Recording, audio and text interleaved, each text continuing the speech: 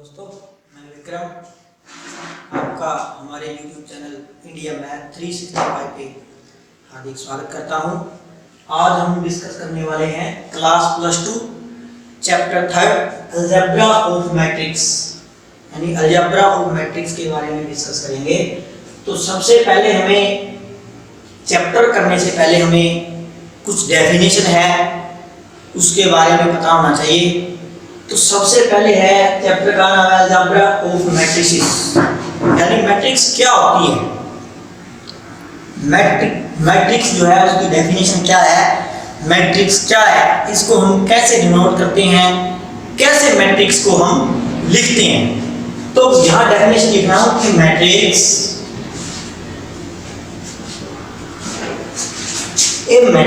Is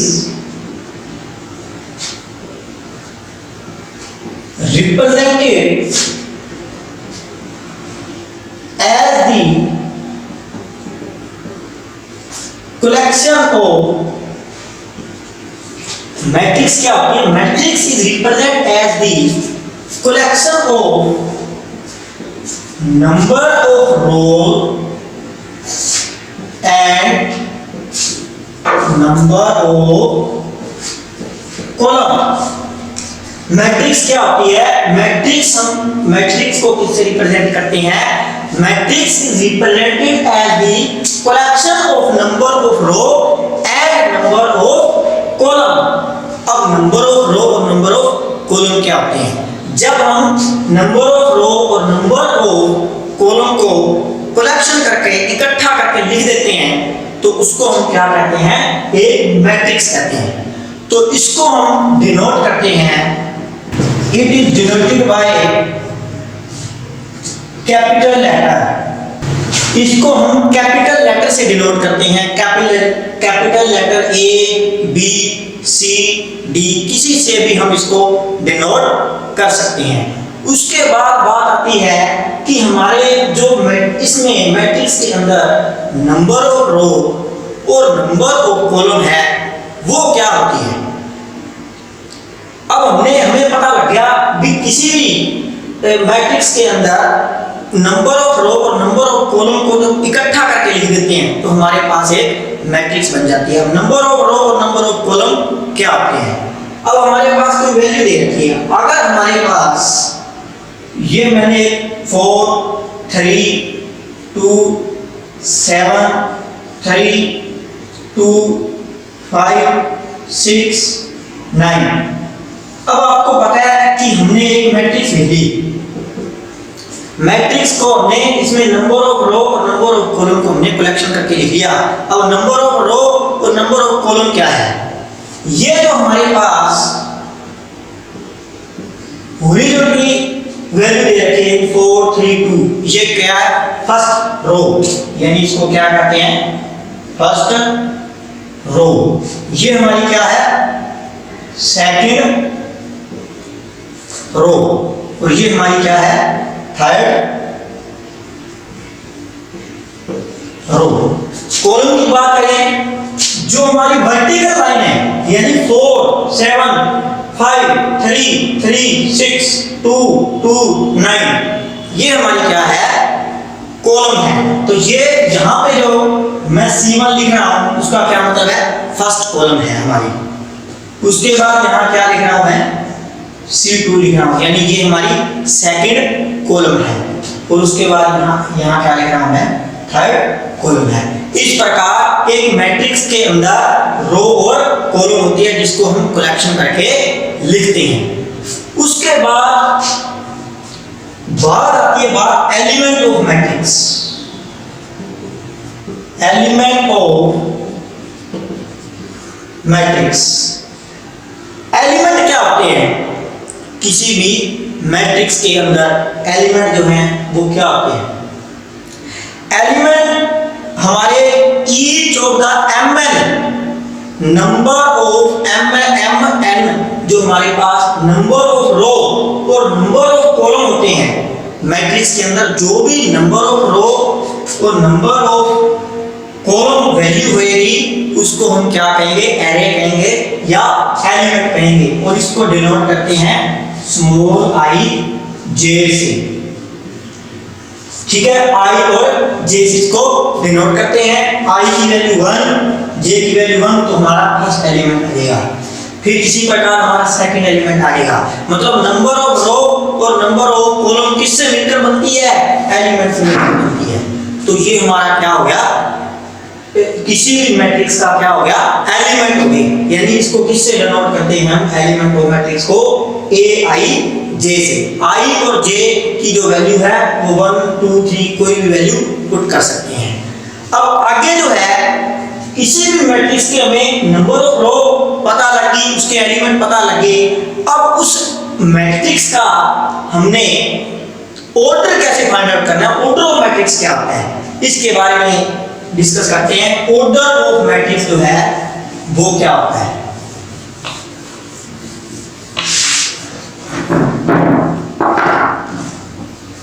order of matrix. Order of matrix का क्या मतलब होता है कि ऑर्डर ऑफ मैट्रिक्स का क्या मतलब होता है कि number of row multiply number of column. यानी इसको ऐसे भी लिख सकते हैं number of row number of column, या इसको ऐसे लिख सकते हैं m क्रॉस n। ये हमारा क्या होता है? नंबर ऑफ रो और नंबर ऑफ कॉलम, या इसको लिख सकते हैं m क्रॉस n। यानी m हमारा क्या है? Number of row, and n हमारा क्या है? Number of column. किसी भी मैट्रिक्स का हमने ऑर्डर पता करना है तो कितने हैं, तो हम क्या करेंगे? रो, जितनी रो दे रखी है इतने कॉलम दे रखे हैं, उनकी क्या कर देंगे? हम क्रॉस कर देंगे। हमें पता लग जाएगा इतने बाय इतने की एक मैट्रिक्स है। अब हम बात करते हैं, यहां पे मैंने एक मैट्रिक्स लिख दी, इसका ऑर्डर पता करना है 3 2 1 4 3 9।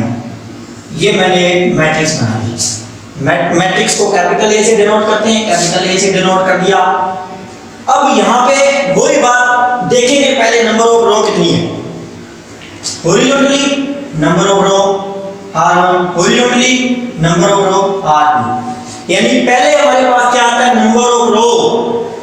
यानी नंबर ऑफ रो को यहाँ लिखते हैं m क्रॉस n। यानी ऑर्डर को कहाँ लिखते हैं? मैट्रिक्स के नीचे, यानी m क्रॉस n से डिनोट करते हैं इसको। m का मतलब क्या होता है? नंबर ऑफ रोज, और n का क्या मतलब होता है? Number of column. तो रो और कॉलम मैट्रिक्स के अंदर जो एलिमेंट दिए होते हैं वो तो होते हैं। अब यहाँ पे हमारे पास क्या है? R1 यानी पहली रो है, ये क्या है? R2 यानी दूसरी रो है। अब कॉलम की बात करते हैं, कॉलम कितनी है? वर्टिकली जो वैल्यू C1 C2 C3, तो ये हमारे पास। अब मेरे को मैट्रिक्स बना के दिखाओ, तो मैट्रिक्स का ऑर्डर क्या बनेगा इसका? तो इसका ऑर्डर बनेगा 3 2 1 4 3 9। अब हमारे पास नंबर ऑफ रो, जल्दी से बताओ नंबर ऑफ रो कितनी है? m, यानी 1 और 2, 2 है तो 2। n नंबर ऑफ कॉलम कितने हैं? 1 2 3 यानी 3। तो इसका ऑर्डर क्या बन गया? 2/3 ऑर्डर की ये क्या बन गई? मैट्रिक्स बन गई। अब इनको मल्टीप्लाई करेंगे तो वैल्यू क्या आएगी? 3 × 2 को मल्टीप्लाई करेंगे तो वैल्यू क्या आएगी? 6। इसका क्या मतलब है कि इस मैट्रिक्स के अंदर कितने एलिमेंट दे रखे हैं? 6 एलिमेंट दे रखे हैं। अगर हमें एलिमेंट दे रखे हो तो हम ऑर्डर भी निकाल सकते हैं। अगर हमें ऑर्डर दे रखा है तो हम बता सकते हैं कि इस ऑर्डर से उस मैट्रिक्स के अंदर कितने एलिमेंट दे रखे हैं। अब हम बात करेंगे, अब हमने सिंपल चीजें कर ली, मैट्रिक्स क्या होता है, ऑर्डर ऑफ मैट्रिक्स क्या होती है, एलिमेंट क्या होते हैं। अब आगे करेंगे हम टाइप ऑफ मैट्रिक्स क्या होते हैं, कि मैट्रिक्स जो है वो कितने प्रकार की होती है। नेक्स्ट है जो आपका टॉपिक वो है टाइप ऑफ मैट्रिक्स, यानी टाइप्स ऑफ मैट्रिक्स। मैट्रिक्स के कितने टाइप होते हैं? पहला जो टाइप है इसका वो है रो मैट्रिक्स।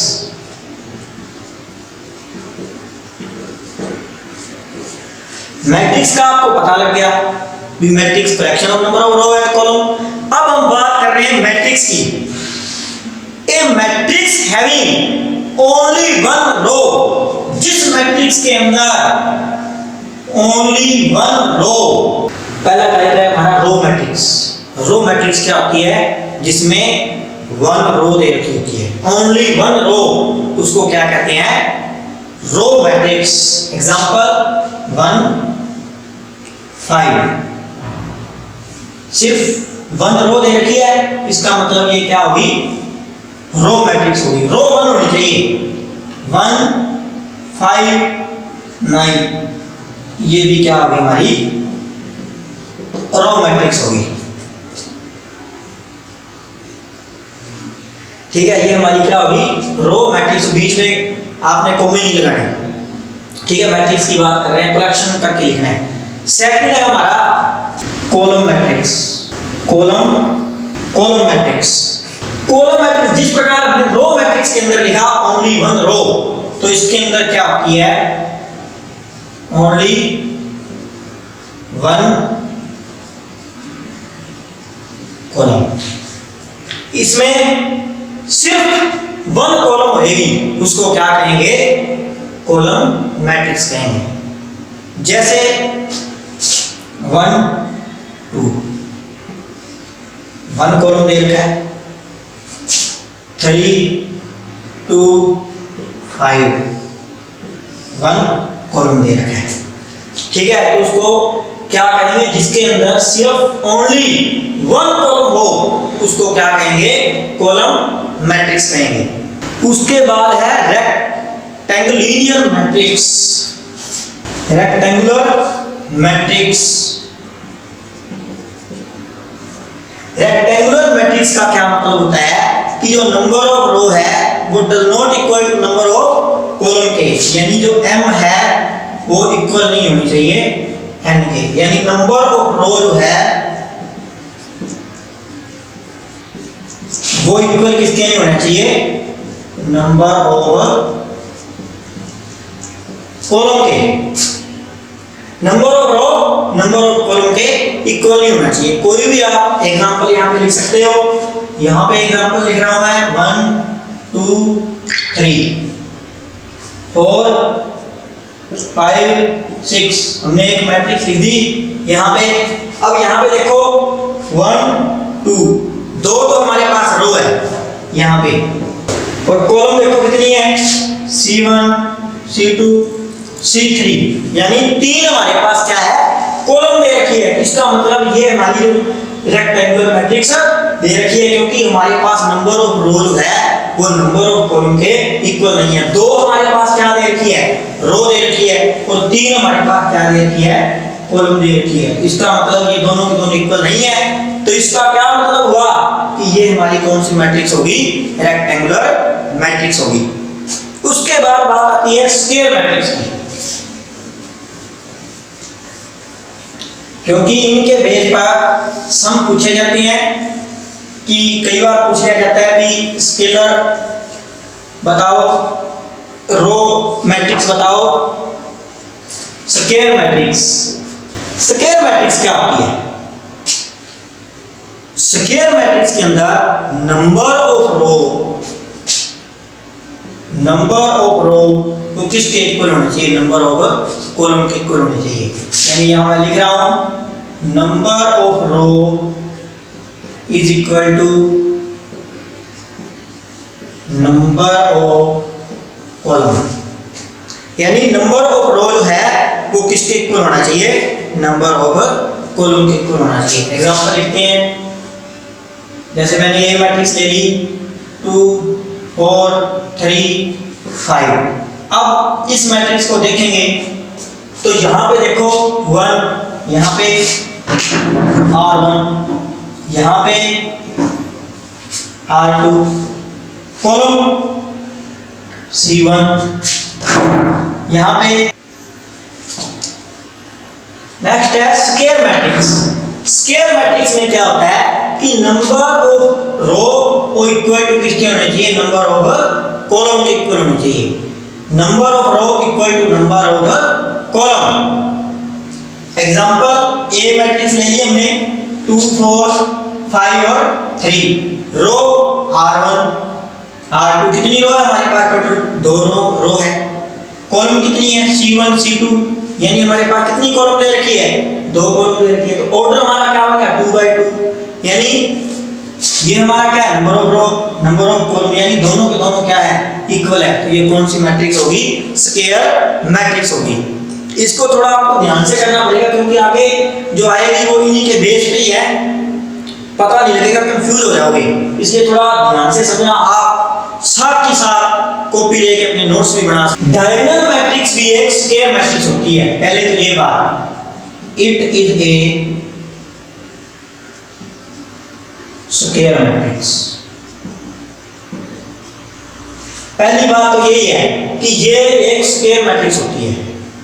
सेकंड इसके अंदर जो नॉन डायगोनल एलिमेंट होते हैं वो क्या होते हैं जीरो यानी डायगोनल एलिमेंट जो है वो जीरो नहीं होनी चाहिए यानी नॉन डायगोनल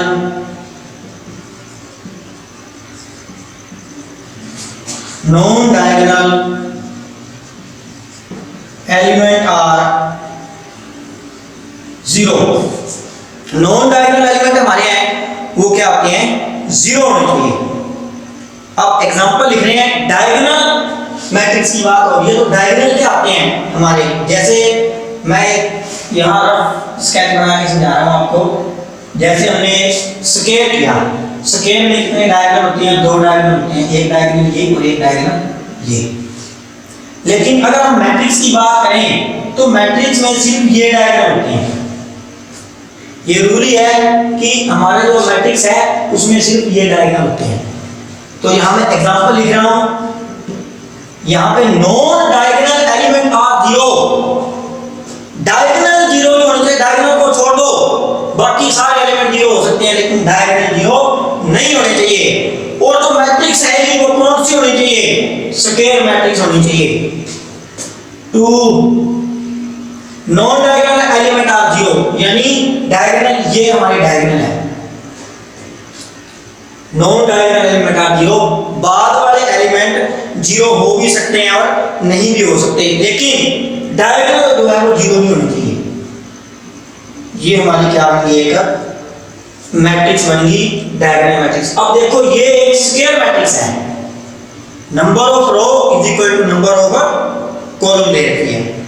अब एक एग्जांपल और लिखते हैं। Non diagonal element are zero यानी डायगोनल को छोड़कर जो बाकी एलिमेंट है वो क्या आने चाहिए जीरो आने चाहिए। 0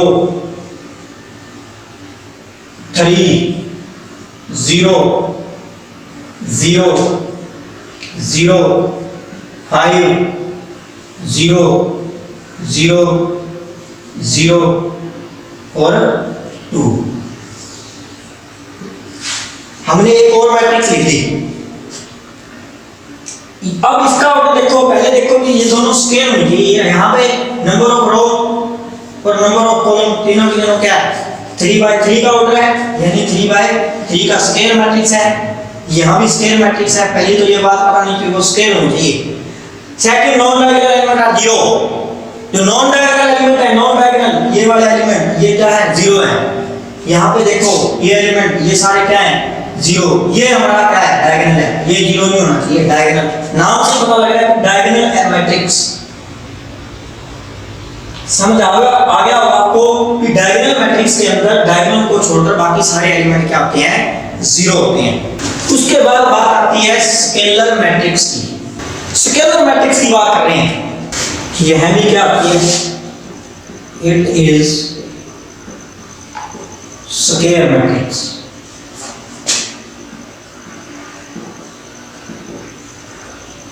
यह भी क्या होती है स्क्वायर मैट्रिक्स होती है।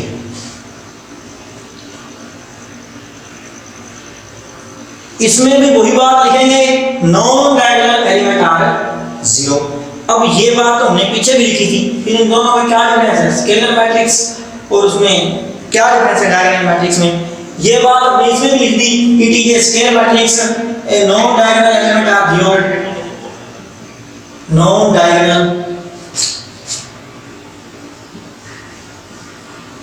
Diagonal element are zero. अब ये लीजिए, फिर इसको हम डायगोनल कह लेंगे।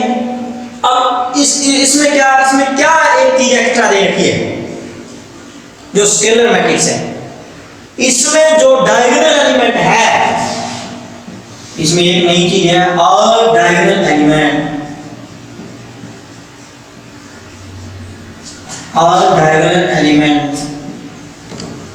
Are equal. उसमें हमने लिखा था non diagonal element are zero, diagonal कुछ भी हो सकते, लेकिन इसके अंदर जो डायगोनल के एलिमेंट आएंगे वो सारे के सारे एक जैसे ही होने चाहिए, यानी इक्वल ही होने चाहिए। यहां पे हम एग्जांपल लिख रहे हैं, यहां पे 2 0 0 और 2, यहां पे अगर 1 आ जाता तो ये कौन सी मैट्रिक्स बन जाती? Diagonal matrix. अब यहां पे ये दोनों के दोनों जो एलिमेंट आए हैं डायगोनल, वो दोनों के दोनों क्या है, सेम वैल्यू दे रखी है इनकी। अगर इनकी वैल्यू सेम आ गई तो ये कौन सी मैट्रिक्स बन जाएगी? स्केलर मैट्रिक्स बन जाएगी। और एग्जांपल लेते हैं, यहाँ पे 3 0 0 0 3 0 0 0 3। अब इसका ये पहले देखो स्केलर मैट्रिक्स है, 2/2 ऑर्डर है, ऑर्डर यहाँ पे लिखना है पहले। यहाँ पे 3/3 स्केलर की बात कर रहे हैं तो मैट्रिक्स स्केलर तो होनी चाहिए। Second non diagonal element are zero, non diagonal element are zero, diagonal को छोड़ के यहाँ भी जीरो है, ये डायगोनल छोड़ के यहाँ भी क्या है, जीरो दे रखे हैं। आपको इसमें क्या नई चीज क्या है, all diagonal element are equal. Diagonal element ये रहे, यहाँ 3 है, यहाँ 3 है, तो यहाँ भी क्या है 3 है। इसका मतलब क्या है कि डायगोनल एलिमेंट जो है स्केलर मैट्रिक्स के अंदर वो इक्वल होने चाहिए। डायगोनल मैट्रिक्स के अंदर ये वैल्यू इक्वल नहीं होती थी, लेकिन स्केलर के अंदर जो है वो इक्वल होती है। अब आपको समझ आ गई होगी स्केलर और डायगोनल मैट्रिक्स के अंदर क्या डिफरेंस है। नेक्स्ट है आपका unit matrix. Unit matrix, unit matrix क्या होती है? वही बात इसमें भी लिखनी है। It is A square matrix. यह भी क्या होती है, स्केयर मैट्रिक्स होती है। इसमें भी non diagonal element are zero, non diagonal element. अरे ये तो हमने वही बात लिख दी जो पीछे लिखी थी, स्केलर में भी यही लिखी थी, स्केलर में भी यही लिखी थी। पहली दो बातें तो कॉमन आ गई, तीसरी बात उसमें डायगोनल वाले में तो डायगोनल आगे इक्वल नहीं थी। स्केलर में हमने लिखे थे डायगोनल जो है वो सेम होने चाहिए। यूनिट में क्या करें, नॉन डायगोनल एलिमेंट जीरो लगा दिया हमने, अब स्केलर में हमने इक्वल लिख दिया। अब इसमें क्या करें, ये यूनिट मैट्रिक्स है, इसमें जो डायगोनल एलिमेंट है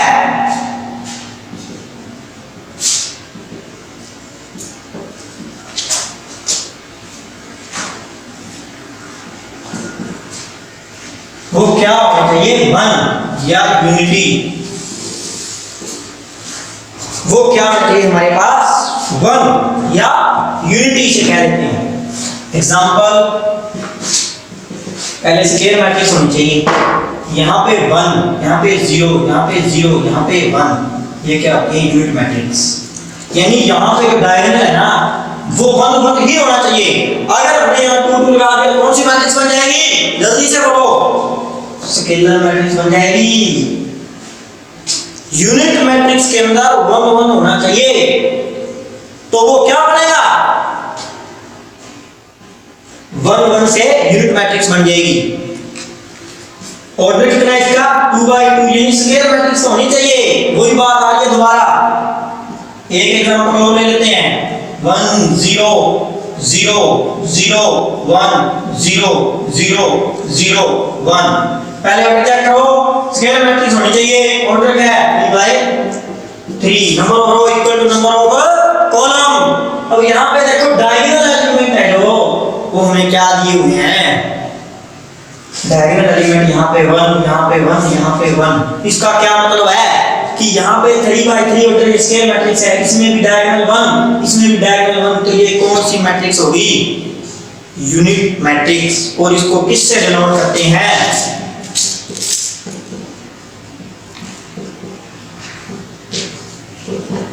आई से। यूनिट मैट्रिक्स को किससे डिनोट करते हैं, आई से। जहां आपको आई की वैल्यू दे रखी है वो कौन सा मैट्रिक्स होगा, यूनिट मैट्रिक्स होगा। तो यूनिट मैट्रिक्स के अंदर हम क्या लिखते हैं कि हमारे जो डायगोनल होते हैं वो क्या वैल्यू उसकी होती है, यूनिटी होती है। और वैल्यू क्या होनी चाहिए हमारी, स्क्वायर मैट्रिक्स ही आनी चाहिए। उसके बाद बात आती है जीरो मैट्रिक्स। लाइक जरूर कर दें अगर समझ आ रहा है तो वीडियो को। जीरो मैट्रिक्स, जीरो मैट्रिक्स क्या होती है, या हम इसको नल मैट्रिक्स भी कह देते हैं। नल मैट्रिक्स, जीरो मैट्रिक्स या नल मैट्रिक्स कह देते हैं इसको। वो क्या होती है, नाम से ही पता चला है, जीरो मैट्रिक्स। जीरो मैट्रिक्स के अंदर क्या होता है, जिसके अंदर सारे के सारे जो एलिमेंट हैं वो क्या होने चाहिए, जीरो। इसमें क्या होना चाहिए, सारे के सारे एलिमेंट क्या होने चाहिए, जीरो होने चाहिए। मतलब all of its element, all of its element are zero. Example लिख लेते हैं 0 0 0 0। ये क्या होगी, जीरो मैट्रिक्स होगी। 0 0 0 0 0 0 0 0 और 0, ये भी कौन सी मैट्रिक्स होगी, जीरो मैट्रिक्स होगी। कोई भी वैल्यू आ सकती है जीरो मैट्रिक्स में। इसको डिनोट किससे करते हैं, ओ से। जहां आपको ओ वैल्यू दे रखा हो, ओ लिखा हो, उसको क्या कहते हैं, जीरो मैट्रिक्स। और आपको पता है जहां पे आई लिखा हो उसको क्या कहते हैं, यूनिट मैट्रिक्स। बहुत बार इसके बारे में पूछा जाता है, सम आते हैं भी प्रूव करो भी ये ओ के इक्वल है, आइडेंटिटी की वैल्यू क्या है, तो ये कई बार एग्जाम में पूछ लिया जाता है। उसके बाद है ट्रायंगुलर मैट्रिक्स। क्या होती है ट्रायंगुलर मैट्रिक्स, ट्रायंगुलर मैट्रिक्स जो है वो दो तरह की होती है। एक तो है हमारी अपर ट्रायंगुलर मैट्रिक्स,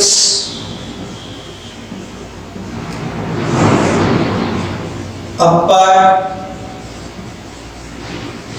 ट्रायंगुलर मैट्रिक्स, और दूसरी है हमारी लोअर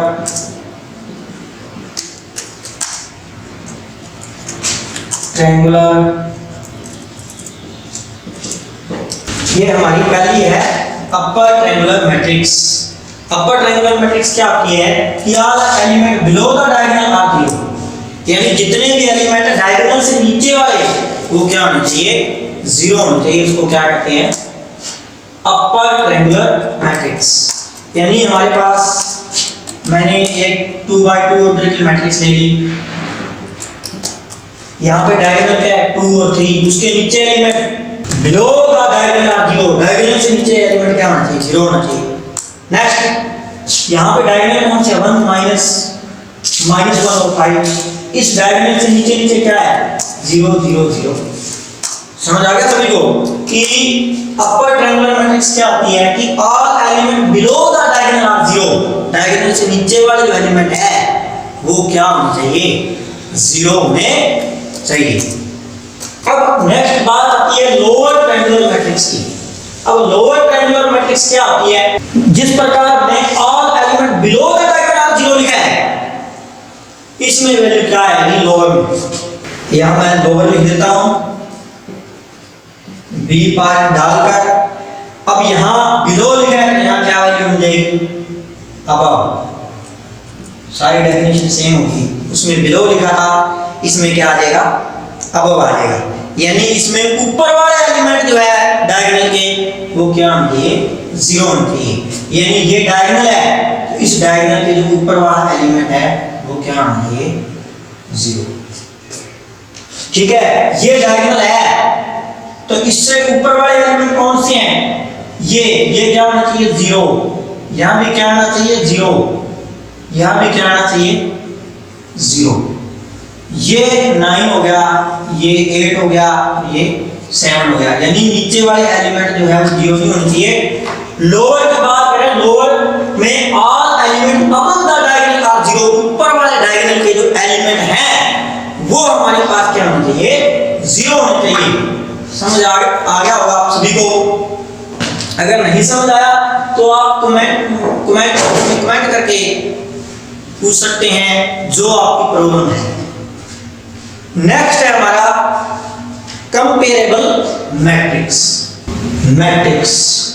कंपेरेबल मैट्रिक्स का क्या मतलब होता है कि कोई भी मैट्रिक्स है उनको हम कंपेयर कैसे करते हैं। दो मैट्रिक्स ले ली हमने, एक ले ली हमने ए, ये ले ली, और दूसरी मैट्रिक्स ले ली हमने ये ले ली। दो मैट्रिक्स ले ली, कंपेयर करते हैं तो दो मैट्रिक्स को करते हैं। अकेली मैट्रिक्स को कंपेयर करिए, इसके नाम से पता चल रहा है कंपेयर मैट्रिक्स। इसके ऑर्डर लिखो, इसका ऑर्डर m क्रॉस n और इसका q cross r। m number of row, number of columns, q number of row, r number of column. अलग अलग लिख दिया इसको। अब हमारे पास वैल्यू क्या होती है कि दो मैट्रिक्स है, उसको हम कंपेयर कैसे करेंगे। सबसे पहले कंपेयर करने के लिए इनका जो ऑर्डर है वो सेम होना चाहिए। यहां पे ये जो ऑर्डर है वो हमारा क्या होना चाहिए? सेम होना चाहिए। यानी कंपेयर कब होएगी? यदि इनका ऑर्डर जो क्या होएगा? सेम होएगा। ऑर्डर क्या होना चाहिए? सेम। ऑर्डर क्या होना चाहिए? सेम। यदि ऑर्डर इनका सेम हुआ तब हम कंपेयर कर सकते हैं। यहाँ पे m जो है वो किसके इक्वल होना चाहिए? q के इक्वल होना चाहिए, और n जो है वो किसके इक्वल होना चाहिए? r के इक्वल होना चाहिए। यहाँ पे एक मैट्रिक्स लिख रहे हैं,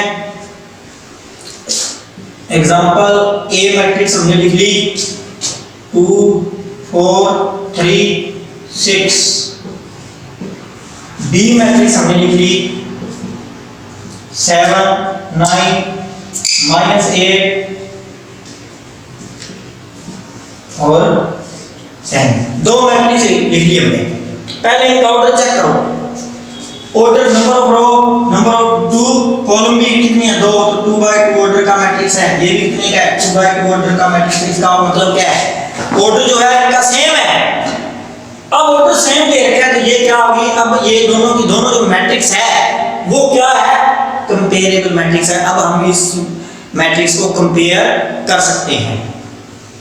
यहाँ पे यहाँ जो फर्स्ट एलिमेंट है वो किसके इक्वल होना चाहिए? फर्स्ट के। सेकंड के इक्वल। थर्ड यानी यहाँ पे जो एलिमेंट है वो इसके इक्वल होना चाहिए। यहाँ पे एलिमेंट जो इसके इक्वल होना चाहिए। अब इसके अंदर जो मैट्रिक्स है उसमें एलिमेंटों को कैसे लिखते हैं?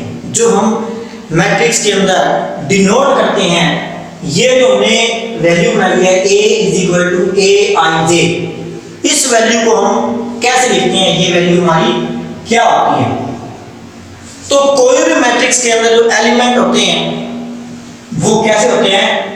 a11 यानी फर्स्ट रो और फर्स्ट कॉलम, फिर a12 फर्स्ट रो है और सेकंड कॉलम है, a13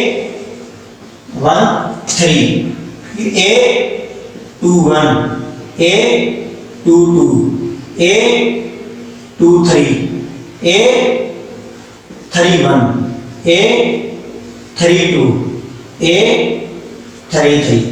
ये हमारे क्या है, किसी भी मैट्रिक्स के हमारे पास एलिमेंट है। अगर इन एलिमेंट से हमें कोई ना कोई वैल्यू पूछ ली जाती है, यहां पे मैं एग्जांपल लिख रहा हूं 4 5 6 7 8 9 10 7 9। जैसे हमें ये एक मैट्रिक्स दे रखी है, इसमें पूछ लिया जाए 2 1 एलिमेंट है, उसकी वैल्यू क्या है, यहाँ पे 2 1 दे रहा, तो ये इसकी वैल्यू क्या है 7। a11 की वैल्यू कितनी है 4, a12 की वैल्यू कितनी है 5, a13 की वैल्यू कितनी है 6, a21 की कितनी है 7, a22 की कितनी है 8, a23 की कितनी है 9, a31 की कितनी है 10, a32 की कितनी है 7, a33 की कितनी है 9। आप सभी को समझ आ गया होगा। अगर किसी को कोई भी डाउट लगता है तो आप नीचे कमेंट बॉक्स में जरूर बताएं, ताकि हम आपकी कोई हेल्प कर सकें। अगर आपको वीडियो अच्छी लगे तो वीडियो को लाइक शेयर और हमारे चैनल इंडिया मैथ 365 को सब्सक्राइब कीजिए और बेल आइकन जरूर दबाएं, ताकि हमारे द्वारा तो नई नई वीडियो बनाएं, ताकि वो नोटिफिकेशन के माध्यम से आप तक पहुंची जा सके। तो इसी के साथ आज हमारे जो मैट्रिक्स का टॉपिक है वो यहीं फिनिश। अब आगे मिलेंगे नई एक्सरसाइज के साथ। इसी के साथ धन्यवाद।